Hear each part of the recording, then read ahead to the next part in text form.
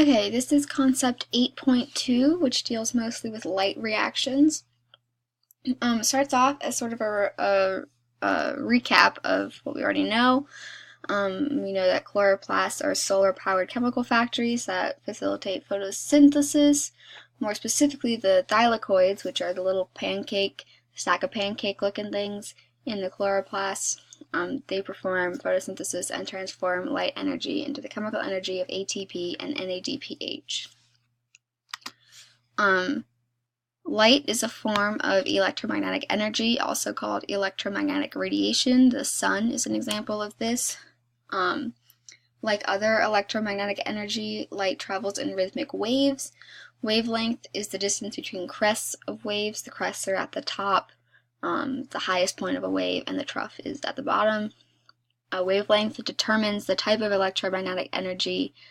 For example, light has short waves, high frequency, and high energy.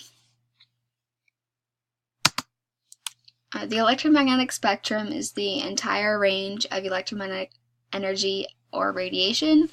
Visible light consists of wavelengths that produce colors we can see. It's sort of right in the middle of the spectrum, and it's why we can see colors. Light also behaves as though it consists of little particles, and those are called photons, and photons carry energy proportional to the radiation frequency of the light. This is the electromagnetic spectrum. So you can see there's visible light is right in the middle, and it's the rainbow. And then on either extreme you have gamma rays and radio waves. Pigments are substances that absorb visible light.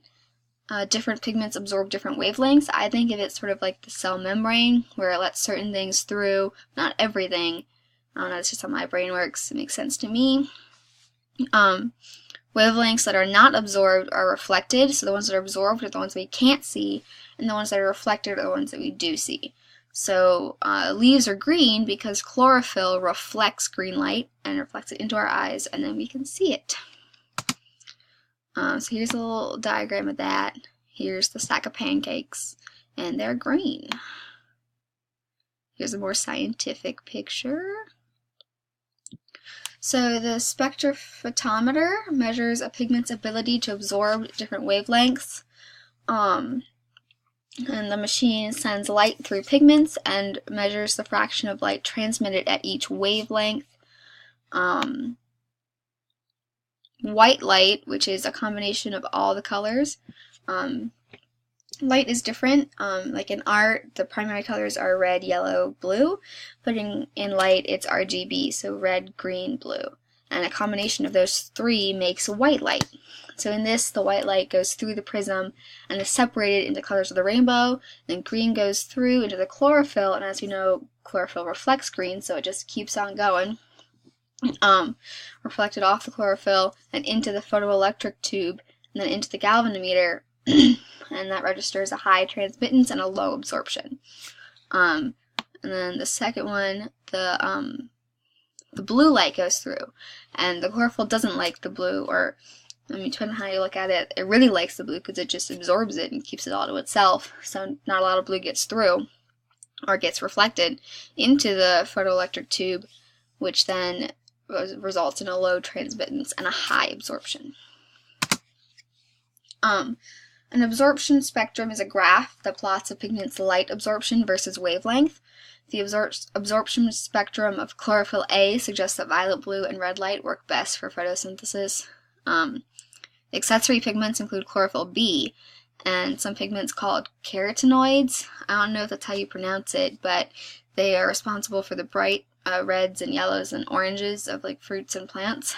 And carrots are orange, so carotenoids. Here's the graph. As you can see, the chlorophyll A has a high absorption of violets and blues and reds, and a low absorption of green, which is why we can see it. An action spectrum profiles the relative effectiveness of different wavelengths of radiation in driving a process, so it determines which wavelengths are best at doing different things. And then maybe here's a graph. There it is. Here's a graph of that.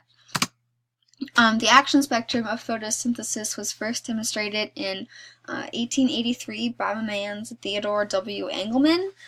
In his experiment, he exposed different segments of filamentous algae to different wavelengths. Areas receiving wavelengths favorable to photosynthesis produced excess O2, which is awesome for us because that's why we live. He used the growth of aerobic bacteria clustered along the algae as a measure of O2 production. Here's a little graph of that, his experiment. Chlorophyll A is the main photosynthetic pigment. Accessory pigments such as chlorophyll B broaden the spectrum used for photosynthesis, so it allows wavelengths that aren't typically used to be used. Just a slight structural difference between chlorophyll A and B causes them to absorb different wavelengths. Another accessory pigment called carotenoids absorb excessive light that would damage the chlorophyll. Here's a video that we're not gonna watch. So here's the slight structural change. So chlorophyll A is CH3, and chlorophyll B has a CHO. So it's that little change lets them absorb different wavelengths.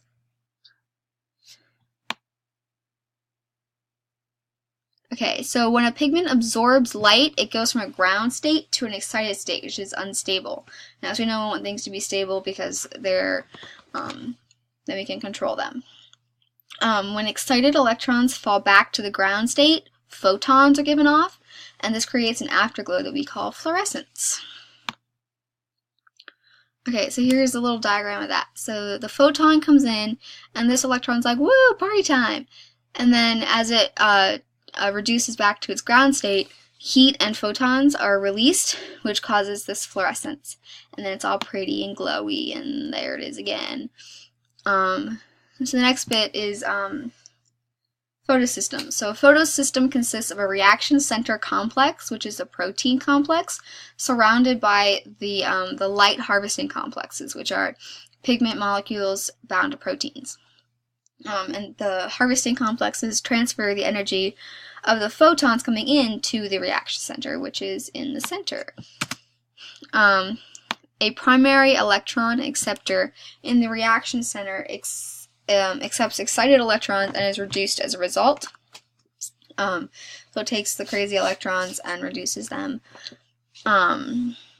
Solar-powered transfer of an electron from a chlorophyll A molecule to the primary electron acceptor is the first step in the light reactions. Here's a picture of that happening on two different levels. There's one. There's two. Let's keep going. Okay, so there are two types of photosystems in the thylakoid membrane. So photosystem 2, which functions first. The numbers reflect order, discovery, not function, which, like, they could have just been renamed for better understanding, but whatever. Photosystem 2 is best at absorbing a wavelength of 680 nanometers, and the reaction center chlorophyll A of PS2 is called P680, which sounds like a gaming system, but it's not. It's a photosystem. That was hilarious. So photosystem 1 is best at absorbing a wavelength of 700 nanometers, and then the reaction center chlorophyll A of PS1 is called P700. These two are nearly identical, but their association with different proteins results in different absorption properties. So linear electron flow involves the flow of electrons through the photosystems and the molecules embedded in the thylakoid membrane to produce ATP and NADPH using the light energy. So this is like the whole process of which that happens. And so here are the steps that can be broken down into. So first, a proton hits a pigment, and its energy is passed among pigment molecules, sort of like hot potato, until it excites P680. An excited electron from P680 is transferred to the primary electron acceptor. We now call it P680 plus because it lost an electron, so now it has an extra proton. H2O is split by enzymes, and the electrons are transferred from the hydrogen atoms to P680 plus, thus reducing it to P680 because it regained that hydrogen. And then O2 is released as a byproduct of that reaction. So each electron falls down an electron transport chain from the primary electron acceptor of PS2 to PS1. The energy released by the fall drives the creation of a proton gradient across the thylakoid membrane, and this diffusion of protons across the membrane drives the ATP synthesis. In PS1, transferred light energy excites P700, causing it to lose an electron to an electron acceptor. We now call this P700 plus. P700 plus accepts an electron passed down from PS2 via the electron transport chain. Excited electrons fall down an electron transport chain from the primary electron acceptor of PS1 to the protein ferredoxin. The electrons are transferred to NADP+, reducing it to NADPH and becoming available for the reactions of the Calvin cycle. Here's a picture of that whole thing. There's another picture of that. More pictures. More pictures. I'm going to skip these pictures. Okay. The energy changes of electrons during linear flow can be represented in a mechanical analogy, so we'll get right to that. This looks fun. Okay, so this photon comes in and launches this electron into the air, and it gets all excited, and it's like, whoa, party. And then this lady's like, you need to calm down. And so she puts this electron in this ramp, and it goes down, and in the process creates ATP. And then it comes over here to chill out, and this guy's like, nope, another photon. So with the photon down, it goes into the receptor and launches the electron into its crazy, wild, excited state again. And this guy's like, nope, you need to come back down and get it together. And so he puts it in this bucket, creates NADPH, and everyone's calm and all is well. So the last part of this section is sort of a comparison between chloroplast and mitochondria and what they have in common and how they differ. So the chloroplast and the mitochondria generate ATP by chemiosmosis, but use different sources of energy. So the mitochondria transfer chemical energy from food, and of course the chloroplast transfer light energy into the chemical energy of ATP.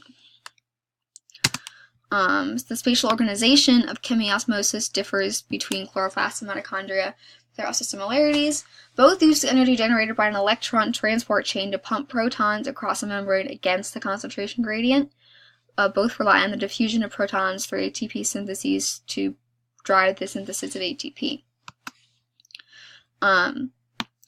In the mitochondria, protons are pumped to the intermembrane space and drive ATP synthesis as they diffuse back into the mitochondrial matrix, while in chloroplast, protons are pumped into the thylakoid space and drive ATP synthesis as they diffuse back into the stroma. So here's a picture of the differences of how they create ATP. Here's a closer picture. The light reactions of photosynthesis generate ATP and increase the potential energy of electrons by moving them from H2O to NADPH. Both are produced on the side of the thylakoid membrane facing the stroma where the Calvin cycle takes place. The Calvin cycle uses ATP and NADPH to power the synthesis of sugar from CO2. And there's a picture of that. And then here's sort of how it all works together. It's pretty neat. Don't have time for all these pictures. And then that's it. The end.